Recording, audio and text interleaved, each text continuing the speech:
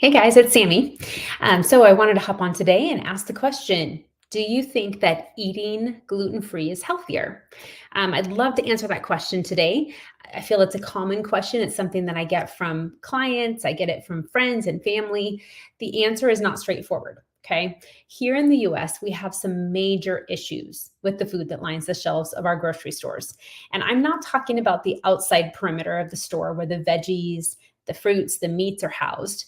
I'm talking about the aisles inside that are lined with the packaged, processed, convenience foods.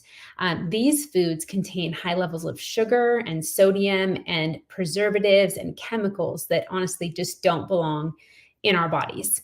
The gluten-free options, they really have broadened since my kids started a gluten-free diet almost 20 years ago. Hard to believe it was that long ago, but we started them on a gluten-free diet mainly to help combat ADHD that they dealt with. It helped them with focus, emotions, just their compulsiveness. So we did see a huge change in them as we made some dietary changes for them, and gluten was one of those changes. So they went gluten-free. And back then, I had to get very creative in the kitchen to come up with the recipes that my kids would want to eat, but that I felt good about serving them. Now, there are numerous options to choose from. The question is, though, are they any better than the gluten options? You can find some, but you have to be very selective. And here's why: because many, once again, are very processed.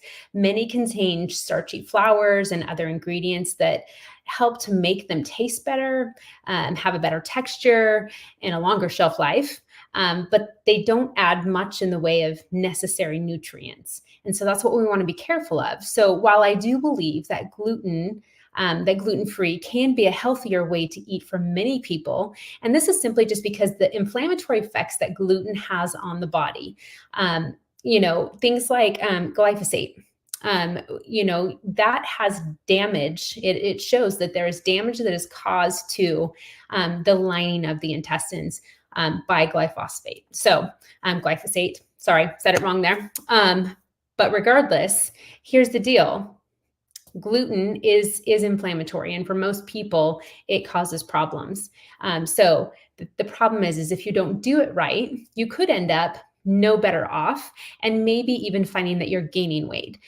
Gluten-free flours have a tendency to be higher in calorie and higher in carbohydrates. So if you don't pay attention, those calories and carbs add up super fast, and before you know it, you're in a major calorie surplus.